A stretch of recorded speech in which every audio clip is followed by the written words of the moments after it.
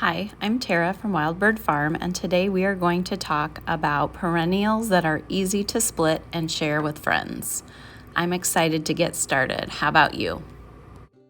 While many of these plants are hardy enough that they can be divided almost any time of the year, for most of them, spring is the ideal time, with a few exceptions that we'll talk about towards the end.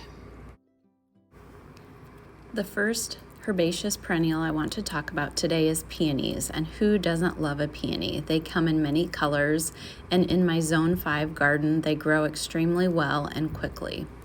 Starting out with a 3 to 5 eye plant, I can have double those blooms in just a couple short years. Once your plant is well established, say maybe 5 to 7 years, is a good time to dig up and divide. Dividing peonies is best done in the early spring when those eyes that will turn into blooms first pop out of the soil. Digging well around the plant so you get much of the root ball, dig up the entire plant, and then carefully split it in half or thirds depending on the size, and then replant or share with a friend.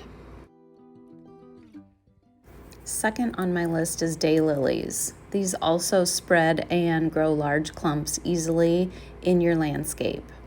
While not great for cut flowers, there is such a variety of daylilies now that it's fun to dig up and switch and swap with friends.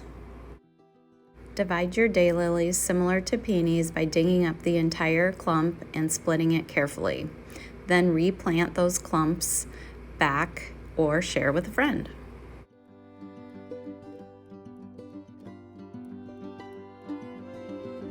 Hostas are next on the list, and these are a great shade perennial which grows in large clumps that can be divided very similar to how we've talked about every 3 to 5 years. Dig those clumps up, split them, and divide your stock. These 3 hosta clumps that I'm about to show you to the right of the screen are only 1 year old. They were probably 4 inches across when I divided them and planted them last spring. Next up is yarrow, an extremely hardy perennial that does reseed itself, but in my Zone 5 is also a perennial that comes back year after year. You may think of yarrow as a white or bright yellow flower, but it has been bred to produce many different kinds of colors now, depending on the variety that you get. While clumps of yarrow can be dug up and divided as before, don't be afraid to dig up those reseeded plants and move them around your garden as you prefer. Veronica is next on the list and also comes in some great colors. This adds a great spike element to the garden. Again, dig up clumps, divide and replant or share with a friend. Perennial phlox or tall garden phlox is also great to split and divide once it's established. I find this takes a little bit longer, maybe up to 3 to 5 years before it's ready to divide. The next perennial is sedum, and this is quickly becoming one of my very favorite plants to use in the garden. There are so many varieties. It is hardy to my zone, drought tolerant, doesn't like fertilizer. What could be better than this? Well, there is one thing better. The best thing is how to divide this carefree plant. While you can dig it up and divide the roots, an even easier way is to cut off one of the succulent-like branches and just pop it back in the ground. It will grow roots as long as you keep the soil moist for a couple of weeks after. Coneflowers and black-eyed Susans are very similar plants in my opinion. The industry is coming out with lots of different colors, especially for the coneflower, in addition to the purple that you might think of. I actually got seeds for a yellow coneflower to try next season. Again, these grow rapidly into large clumps. I divided my black-eyed Susan into 4 clumps this year from a 3-year-old plant. Give it a try. Next up is catmint, another very easy, no fuss perennial that's easy to divide by clumps. The industry has also been coming out with new varieties of these. I've seen ones with white and more blue blooms compared to the original purple, as well as sizing. You can get some like Walker's Low that is about 12 inches, and some can grow over 3 feet tall. So pick the variety that best suits your area. Next, moving to a couple of plants that like to be divided in the summertime. The first being bearded iris. I have several varieties of these and continue to add more. The clumps spread rapidly outward through their rhizomes.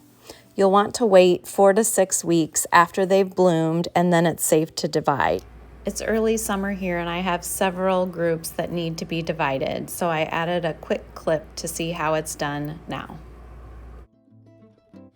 Starting with the first clump in our landscape bed, I kind of pull the mulch back and then just carefully dig up the rhizomes of the iris. The rhizomes grow laterally just under the soil's surface, so they're going to come up in clumps, but you can carefully break them up as I show you here in a minute. It was starting to sprinkle and then it started to rain, so this is sort of an abbreviated video, but after you get them up, if you want to trim the leaves down by about 2/3 to make them easier to handle and replant or share with your friend, you can definitely do that. I ended up cutting some down on the covered porch since it was still raining, so here's a quick example of that. Cutting off the majority of those leaves really helps if you're in a windy area too, trying to get them reestablished. In digging up just these 2 small clumps, I have 7 separate plants to replant and gift to friends. Keep in mind when you do replant, you want a little bit of the top of the rhizome sticking out of the soil. Make sure the roots are in the soil, but getting some sun on the top of that rhizome is a good idea and the preferred way to plant them.